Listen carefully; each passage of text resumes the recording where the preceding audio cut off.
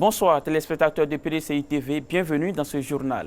Profitant de son séjour à Paris, le président du PDCI RDA, son Excellence Henri Konan Bédié, accordera une série d'interviews à des médias internationaux dont TV5 Monde ce vendredi 2 août 2019 à partir de 16h30 au temps universel et à RFI dans l'émission Invité d'Afrique du vendredi 2 août à 4h45 avec rediffusion à 5h43, 6h43 et 12h43.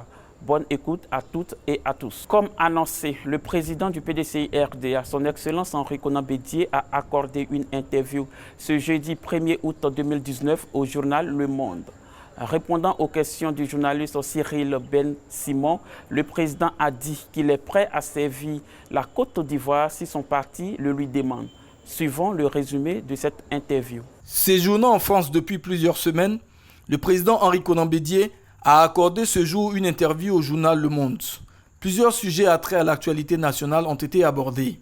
Parlant de son engagement et sa longue présence sur la scène politique ivoirienne, il dit être à la disposition de son parti tant que Dieu lui prêtera les forces physiques et intellectuelles. De la décision de se porter candidat aux prochaines élections présidentielles, le président Bédié dit s'en remettre à la décision souveraine des militants de son parti. Dans la tradition du PDCI, on ne sollicite pas. Ce sont les militants qui le font, raille-t-il. Henri Konan Bédié ne se sent nullement complexé par ses 86 ans qu'il porte fièrement. Il indique d'ailleurs que des pays ont à leur tête des dirigeants plus âgés que lui. Les élections municipales et régionales d'octobre 2018 et les violences qui les ont émaillées font craindre pour les futures élections. Avec en prime une réelle volonté de tricher, dénonce-t-il. Gbagbo combatif et débordant de projets pour son avenir qu'il a rencontré à Bruxelles. Après donc la passe d'âme, place à une paix des braves entre les deux leaders politiques. La page de toute forme d'incompréhension est désormais tournée, a indiqué le président Bédié. Concernant la stratégie commune pour 2020, les choses avancent dans le bon sens, confie Bédié. Le président est revenu sur les problèmes d'orpaillage clandestin, de fraude massive sur la nationalité ivoirienne dont le gouvernement ne semblait se soucier. Cependant, le président Ouattara, lors de son séjour à Ouagadougou, au Burkina Faso, reconnaît que l'orpaillage clandestin est une activité dévastatrice pour la Côte d'Ivoire. Ainsi donc, il donne raison au président Bédié. Enfin, le président du PDCI RDA se défend d'être contre les étrangers. Il affirme être le seul président ivoirien à avoir naturalisé le plus d'étrangers. Hier, mercredi 31 juillet 2019, s'est tenu à la maison du parti à Cocody les mercredis du PDCI RDA, acte 3, avec pour thème PDCI RDA, le parti de rassemblement des Ivoiriens. Cette troisième édition a été animée par le professeur Alphonse Djedje Madi. Suivons ensemble le reportage. Le mercredi 31 juillet 2019, s'est tenu à la maison du parti à Cocody les mercredis du PDCI RDA, acte 3, avec pour thème PDCI RDA, le parti de rassemblement des Ivoiriens. Débuté par la présentation du conférencier du jour, le professeur Alphonse Djedje Madi, vice-président du PDCI RDA, le président du comité des sages, Maître Cheikh Nassila, a situé le contexte de la conférence. Il a affirmé que le thème venait à propos au regard de l'actualité du moment. Maître Cheikh Nassila a ensuite invité les militants et le grand public à saluer par des applaudissements nourris le président Bédié pour ses efforts inlassables pour la paix et la réconciliation en Côte d'Ivoire. Le professeur Alphonse Djedje Madi s'est dit honoré d'être invité à prononcer la troisième conférence des mercredis du PDCI RDA. Une invitation que le conférencier du jour a ressentie comme une réquisition militante à laquelle il devait se soumettre. Pour le vice-président, le PDCI est par essence un parti de rassemblement, car chaque lettre qui le compose traduit une notion. Ainsi, les notions de parti, démocratie, nation, peuple, politique, entre autres, ont été définies. Il a situé la Côte d'Ivoire dans son contexte historique de la période coloniale à l'indépendance sans omettre la gestation et la création du PDCI RDA. La Côte d'Ivoire, érigée par décret du 10 mars 1893 en colonie française, le peuple sera soumis aux travaux forcés et tout son corollaire d'injustice et d'inégalité. Souvenons-nous, entre autres, des travaux forcés. Régime consistant à faire travailler quelqu'un contre son gré et sans salaire. Le seul salaire, c'est un peu de quoi se nourrir pour avoir la force de travailler. Mais mettons-nous d'accord, même un cheval a droit à ce traitement. Félix Houphouët-Boigny osa demander de construire un collège en Côte d'Ivoire. La réponse ne se fit pas attendre. Nous préférons construire 1 kilomètre de chemin de fer qu'un lycée pour nègres. Le mépris, l'arrogance. La définition la plus claire de leur présence en Côte d'Ivoire, c'est une colonie d'exploitation. C'est dans ce monde de souffrance et d'humiliation qu'un homme se démarque de par ses prises de position, son esprit de rassemblement. Félix Houphouët-Boigny, puisque c'est de lui qu'il s'agissait, a lancé à la face du colonisateur « On nous a trop volé », témoigne le conférencier. Dans cet élan est né le syndicat agricole africain sous la houlette de Félix Houphouët-Boigny avec les planteurs en 1943. Le Parti démocratique de Côte d'Ivoire a vu le jour en 1946, a dit le conférencier, et devient alors un instrument de lutte politique. Le professeur Alphonse Didier Madi a expliqué l'importance de l'union entre fils et filles qui a abouti le 7 août 1960 à l'indépendance de notre pays. Il a observé que pour former une union sacrée qui les conduisit à l'indépendance, le PDCI n'a exigé la dissolution d'aucune formation politique d'alors. Le conférencier a poursuivi en expliquant les fondamentaux sur lesquels devait être bâtie la nation ivoirienne nouvellement indépendante. Il a souligné l'intérêt accordé à la formation et à l'éducation. Le président Félix Houphouët-Boigny va entreprendre la construction de la nation par un programme ambitieux qui s'appuie sur les principes philosophiques tels l'union, le dialogue, la tolérance, le travail dans la discipline, grâce à la paix sans laquelle il n'y a pas de développement. La formation de la jeunesse ivoirienne devient la prunelle de ses yeux. Sans discrimination, sans favoritisme,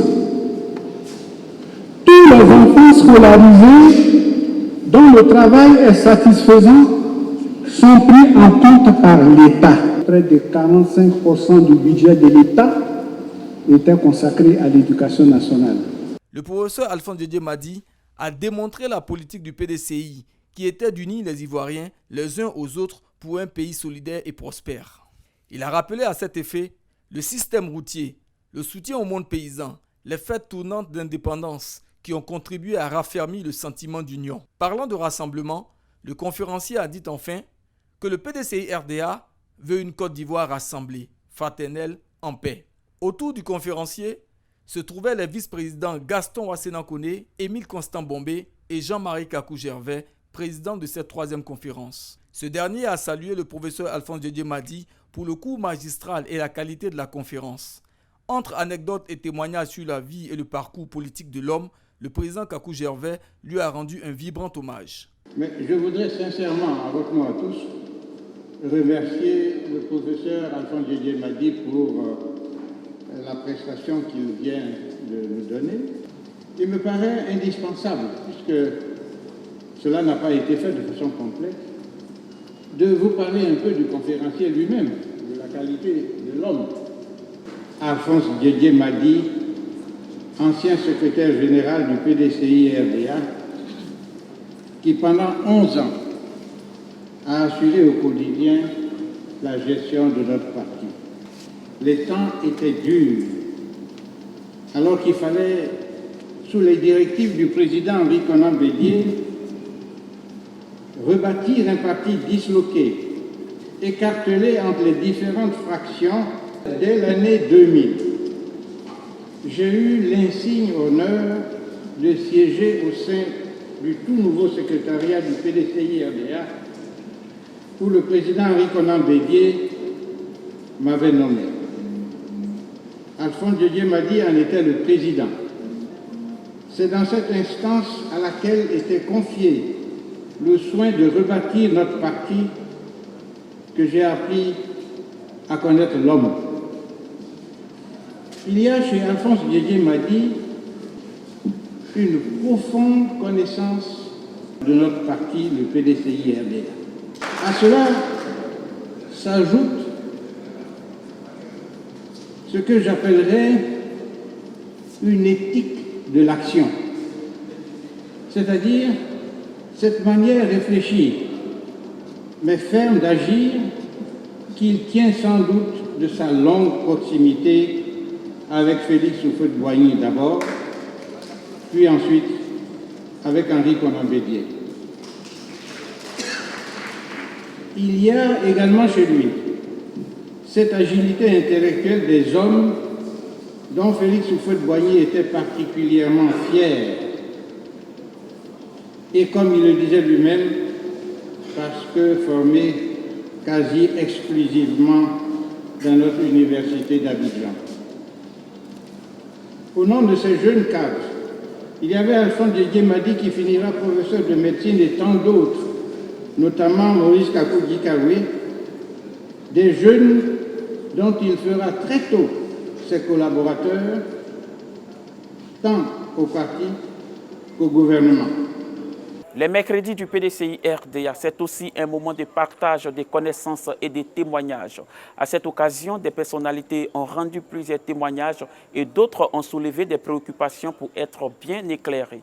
Vous me renvoyez aux années 70 et je voudrais juste vous féliciter d'avoir donné des informations très pertinentes à nos jeunes qui sont dans cette salle. Je crois que, comme petite contribution, vous vous rappelez la veille de notre arrivée à Yamoussoukro, en 1969, le président Houphouët-Boigny a fait détruire la prison civile de Assabou. Et il nous a dit qu'il ne veut plus qu'il y ait de prison à Yamoussoukro. Je voudrais également vous féliciter lorsque vous avez parlé de l'injustice à l'époque coloniale. Vous savez, il y avait deux types de citoyens. Il y avait les citoyens français et puis les citoyens africains. Et le président Houphouët-Boigny a été élu en tant que député de citoyenneté africaine. Et quand il défendait, n'est-ce pas, l'injustice dont vous avez parlé, c'est après l'abolition des travaux forcés, de la loi sur les travaux forcés, qu'on a rétabli l'équilibre de la prime de superficie de plantation. Les Noirs aussi pouvaient bénéficier de cette prime grâce à Houphouët-Boigny.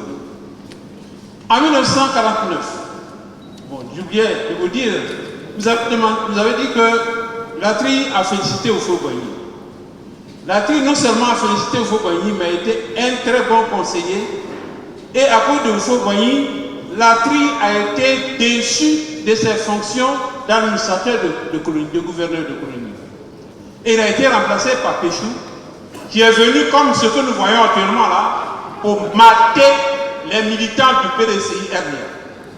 C'est pourquoi en 1949, quand on a envoyé nos parents en prison, les seuls blancs qui nous aidaient à l'époque, parce que Houphouët-Boigny ne s'est pas allié au Parti communiste, comme disaient les Français, il s'était apparenté, le PDCI était apparenté au Parti communiste. Et quand il y a eu le désapparentement, ce désapparentement a été fait par qui? Par un de nos amis socialistes, François Mitterrand. Celui qui a conseillé à Houphouët, il dit faites attention, nos frères là on les connaît, pour ne pas qu'ils vous tuent tous, il faut vous désapparenter, adopter une nouvelle politique. Et le rassemblement de Jean André dont vous avez parlé, comme vous avez si bien dit, je voulais vous féliciter, ce n'a pas été fait par la force. Houphouët a d'abord négocié et tous les partis, depuis les indépendants d'outre-mer et tous les autres, il y a eu des dialogues pendant des années, et lorsque les gens sont arrivés au stade de Jean André, ce n'est pas Houphouët-Boigny qui a été le premier à prendre la parole. Ce sont les autres qui lui ont dit, nous venons avec toi. Voilà comment est né le parti unique. Donc ce n'est pas par la force qu'on oblige les gens à venir dans un parti, comme vous l'avez si bien dit, mais c'est par le dialogue, la négociation et surtout la persuasion. Je voudrais juste vous féliciter et je souhaiterais que le comité de sages continue dans cette voie pour qu'on puisse éclairer de plus en plus nos jeunes frères pour que le parti aille de l'avant. Je vous remercie. Mesdames et messieurs les vice-présidents de notre grand parti, le PDCI-RDA, Monsieur le ministre Guégué Madi, je me suis risqué en me levant de prendre la parole après votre brillante prestation.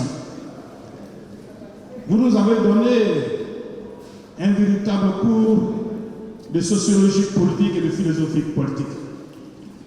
Et de votre conférence, je retiens que la nation est un vouloir vivre collectif forgé par des événements historiques dont parlait le professeur Maurice Duverger.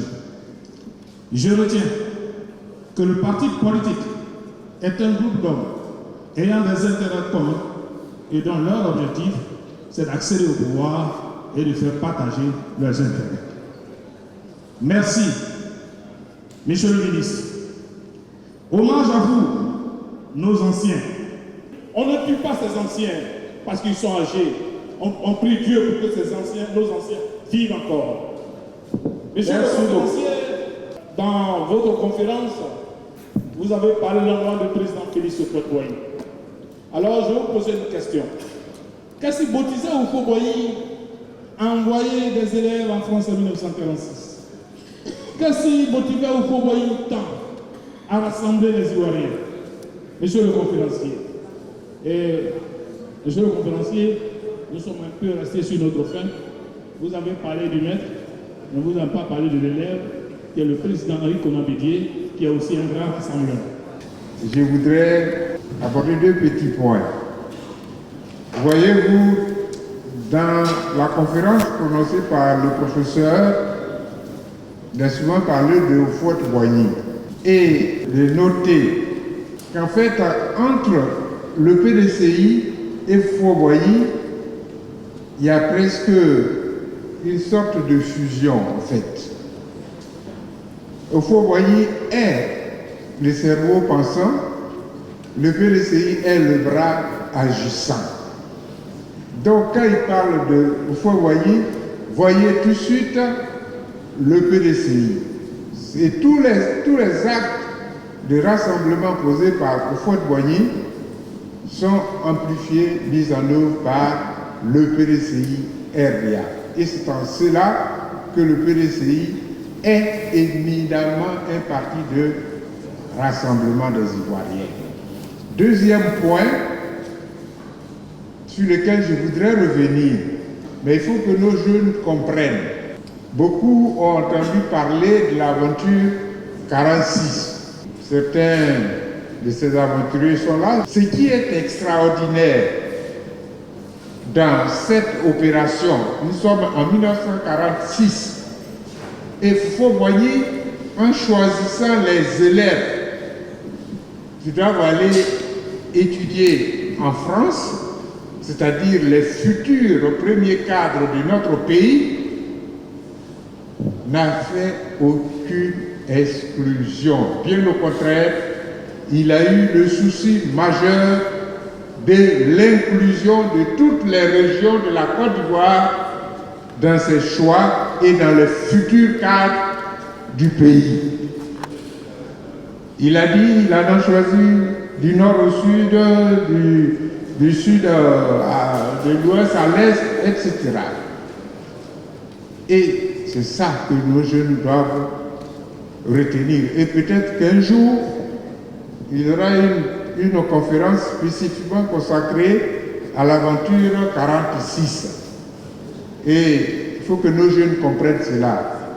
Tout cela parce que nous en sommes loin aujourd'hui. Si Houphouët-Boigny avait fait du rattrapage ethnique, la Côte d'Ivoire n'aurait pas été ce qu'elle est aujourd'hui. Merci. Lesquels Houphouët-Boigny s'est appuyé pour que la Côte d'Ivoire puisse connaître sa stabilité politique. Les principes fondamentaux de Félix Houphouët-Boigny, ça a d'abord été le dialogue. Le dialogue. Quand on vit en société, il faut se parler. Et se parler, c'est être capable d'émettre des points de vue, mais aussi être capable d'écouter les points de vue de l'autre. Ce n'est pas chercher à penser qu'on détient la vérité absolue. Dans notre pauvre monde, il n'y a pas une vérité. Il y a des vérités. Et quand on a un sort commun, il faut s'écouter, il faut se comprendre, il faut se faire des concessions. Donc la première arme du Houphouët-Boigny, je crois, c'est le dialogue. Une autre arme du Houphouët-Boigny, c'est la tolérance. Il faut être tolérant dans la vie. Ne pas croire qu'on est détenteur exclusif de la raison. C'est moi qui ai raison, l'autre a tort. Il faut être tolérant. Il faut savoir également pardonner et savoir demander pardon. L'humilité nécessaire, j'ai cité tout à l'heure Jean Konabani, qui parlait de cette humilité du Houphouët-Boigny, parce que quand on venait de les sortir de la prison d'Assabou pour venir parler, qui représentait-il et quelle peur faisait-il à Houphouët-Boigny pour que humblement il leur dise « Je me suis trompé ». Il faut de l'humilité pour le faire. Donc, ce sont toutes ces valeurs mises ensemble qui ont fait que Houphouët-Boigny a obtenu la stabilité de ce pays. C'est sa générosité naturelle également, parce qu'il savait s'ouvrir aux autres. Vous ne pouvez pas être à la tête d'un ensemble et ne penser qu'à vous. En choisissant les aventuriers des 46, il n'a pas pris un cercle autour de lui, il a pris les meilleurs élèves de toute la Côte d'Ivoire, sans exclusive, sans chercher à connaître les parents de Pierre ou de Paul, ou que tel vient de telle ou de telle région. C'était simplement de savoir s'ils étaient capables de poursuivre des études, et l'État les prenait en charge. Et en ce temps-là, la Côte d'Ivoire était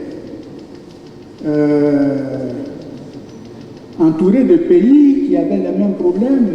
Le Ghana, la Guinée, le Mali, le Sénégal. Ils n'ont pas pu, vous me donnez des papiers, mais je n'aurai même pas le temps de lire. Je crois que ce sont tous ces éléments qui ont amené, même ceux qui, quelquefois, prenaient des attitudes qui leur croyaient justifiées, ont vécu le proverbe qui dit il faut rentrer sous l'arbre pour connaître ses feuilles. Et tous ceux qui l'ont approché, réellement approché, d'une manière ou d'une autre, ont fini par comprendre qu'il travaillait pour tout le pays et il voulait le bien de tout le pays. Un frère a également parlé de ce que, après avoir dit merci au président Rikonan Bédié, qui a permis au comité des sages d'entreprendre cette entreprise, je n'ai plus parlé de lui, parce qu'on est tous du même côté. Ce que j'ai dit là, je l'ai dit au nom d'Henri Konan Bédié pour le PDCI, dont il est aujourd'hui le premier responsable. Ce PDCI a connu des moments difficiles que lui, Bédié Konaré, connaît mieux que moi. Des problèmes vécus en Europe quand il était à Poitiers et qu'il connaît beaucoup mieux que moi. Quand on a eu à parler du miracle ivoirien, mais c'est parce qu'Oufo s'était entouré de beaucoup de collaborateurs, pas d'une certaine qualité, mais de qualités certaines, qui l'ont amené à atteindre certains résultats. Et l'un des acteurs du miracle ivoirien, c'était bien Bédié. Et nous comprenons tous pourquoi il a le relais et qu'il continue de chercher la vraie réconciliation pour son pays, pour la Côte d'Ivoire. Quand Houphouët-Boigny mourait, il n'y avait pas un seul prisonnier politique en Côte d'Ivoire. Quand le coup d'État se faisait contre Bédié, il n'y avait pas un prisonnier politique en Côte d'Ivoire. Et nous cherchons, aux côtés du président Bédié, à trouver les moyens les plus indiqués pour que toutes les filles et tous les fils de notre pays soient sur la terre ivoirienne qui est notre bien commun. Et tant qu'il y aura des prisonniers d'opinion, la paix risque d'être un vain mot. Or, Houphouët-Boigny dit bien que la paix n'est pas un vain mot, c'est écrit dans mon palme, mais un comportement qu'on se pardonne, et c'est pourquoi il prend tous les contacts que vous savez. Mais vous savez bien que qui parle aujourd'hui du PDCI parle au nom de Bédié, qui en est le chef et qui poursuit l'action du Houphouët-Boigny.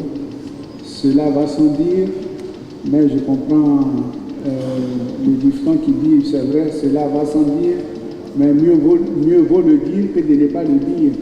Qu'une conférence dusse-t-elle durer toute la journée ne suffirait pas pour épuiser les sujets. Continuons notre réflexion, retenons les principes directeurs du PDCI-RDA et amenons la Côte d'Ivoire à les vivre, et nous retrouverons la paix.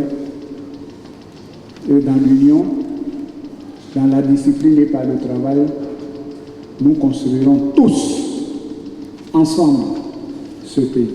Nous revenons toujours sur les mercredis du PDCI-RDA, cette fois-ci avec les réactions des participants. Je suis venu assister à la conférence, c'est très positif et on aimerait que ce genre de conférences se multiplient parce que nous avons un baba, comme Guy m'a dit, et il fallait donc que les jeunes s'inspirent de son expérience. C'est édifiant, je suis très rassuré, le PDCI est vivant, voilà, et nous continuons.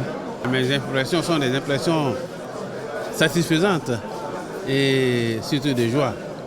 Aujourd'hui, nous avons fait connaissance, pour la troisième fois d'ailleurs, avec les travaux du comité des sages, l'histoire, la philosophie, la sociologie et les éléments qui ont conduit le PDCI au pouvoir avec Houphouët-Boigny seul et qui nous ont amenés à diriger ce pays au niveau du PDCI pendant 40 ans, sans problème aucun majeur, et qui aujourd'hui fait que certains certainement partent, mais d'autres reviennent. Il y en a qui viennent pas plus fort. C'est un parti de rassemblement, du nord au sud, de l'est à l'ouest, sans distinction aucune. Et c'est en cela que je suis satisfait et de la prestation du conférencier et du tenu et de la contenance de la conférence elle-même.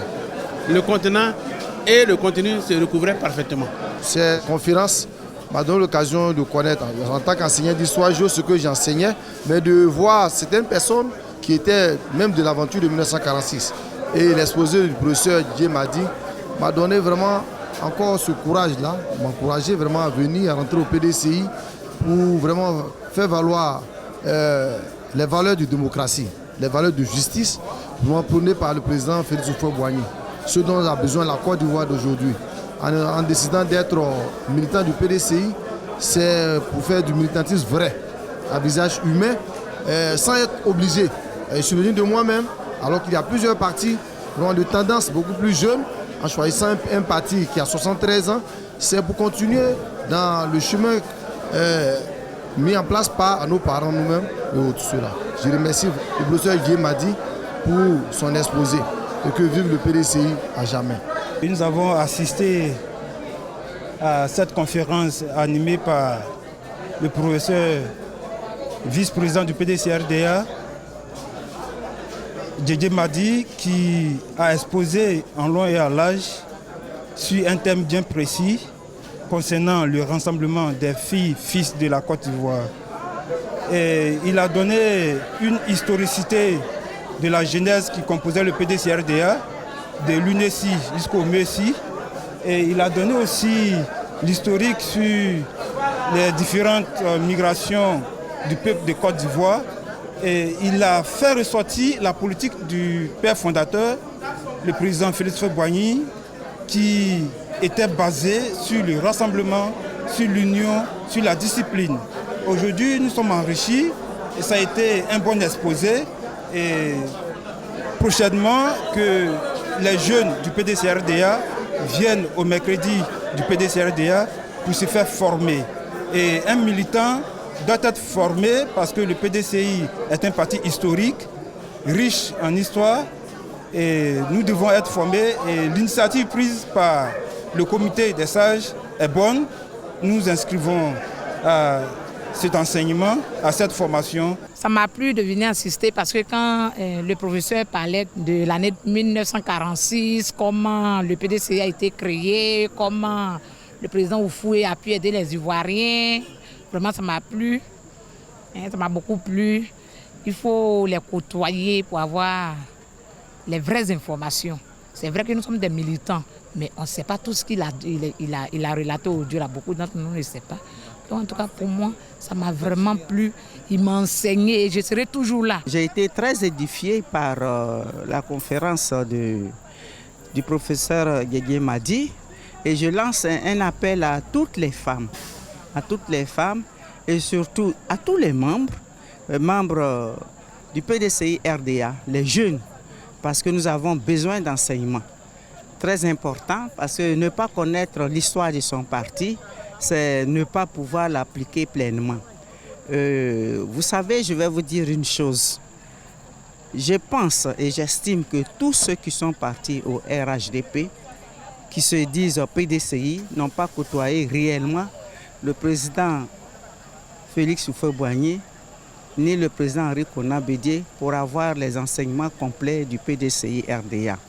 Donc pour ne pas que les jeunes, plus spécialement, plus particulièrement les femmes, ne commettent ces mêmes erreurs, qu'elles viennent massivement écouter l'enseignement, l'information et s'instruire aussi en même temps. Parce que connaître le PDCI, c'est savoir vivre. Une forte délégation du PDCI-RDA conduite par M. Bredoumi Soumaïla, secrétaire exécutif chargé du monde rural, a rendu visite à M. Kwame Sekré Richard, vice-président du FPI chargé de l'emploi. C'était le mercredi 31 juillet 2019. Dans le cadre du rapprochement entre les partis PDCI-RDA et FPI pour la réconciliation des Ivoiriens, une délégation du PDCI-RDA conduite par le secrétaire exécutif chargé du monde rural, M. Bredoumi Soumaïla, a rendu visite à un des fils du Gontougou, vice-président du FPI chargé de l'emploi et de l'insertion professionnelle, M. Sekré Kwame Richard, le mercredi 31 juillet 2019 à son domicile d'Abidjan. 17h45, arrivée de la délégation du PDCI où un accueil chaleureux et fraternel a été réservé par le vice-président du FPI et sa délégation. Avant les échanges de civilité entre les porte-paroles Apo Laurent, délégué départemental du PDCI-RDA Tanda 1 et celui du FPI, Tano Jean-Louis, secrétaire national du Zanzan, une minute de silence a été observée en la mémoire de M. Até Philippe, militant du FPI. Au cours de cette rencontre, les différents intervenants ont exprimé leur soutien, réconfort et souhaité à Kwaba au vice-président Kwame Sekré Richard, qui a passé plus de 7 ans en exil. Prenant la parole, M. Bredoumi Soumaïla a, au nom de la délégation du PDCI, traduit les sincères compassions et réconfort à son frère Sekré Richard. La délégation du FPI les salutations du président Henri-Konan Bédié, qui m'a instruit personnellement de venir vous saluer. Et monsieur le ministre, vous savez que le rendez-vous a été pris avant tous ces événements. Oui. Et hier, nous avons eu une dernière réunion du secrétariat exécutif, qui est le gouvernement du PDCI, avant les vacances. Et j'ai donné l'information, suite à votre accord de rendez-vous aujourd'hui, au secrétaire exécutif en chef du PDCI RDA, le professeur Kakou Dikaïvé. Et il m'a donc autorisé à venir avec toute cette délégation pour venir vous saluer. Il a même mieux, il m'a fait accompagner par la presse du PDCI RDA, que vous avez vu ici. TV PDCI et le Nouveau Réveil, qui est là, pour dire que Dieu fait tellement bien des choses chez vous, aux Zanzans, que votre rendez-vous tombe et ça va être la première activité importante après la rencontre du président Bédié et du président Gbagbo à Bruxelles. Donc Dieu est avec nous. Et je voudrais donc, au nom des chefs et de la délégation, vous dire bon retour chez vous. Le PDCI RDA, à travers son président Henri-Konan Bédié, pense que la Côte d'Ivoire a besoin aujourd'hui plus que jamais de la réconciliation de ses fils et de ses filles.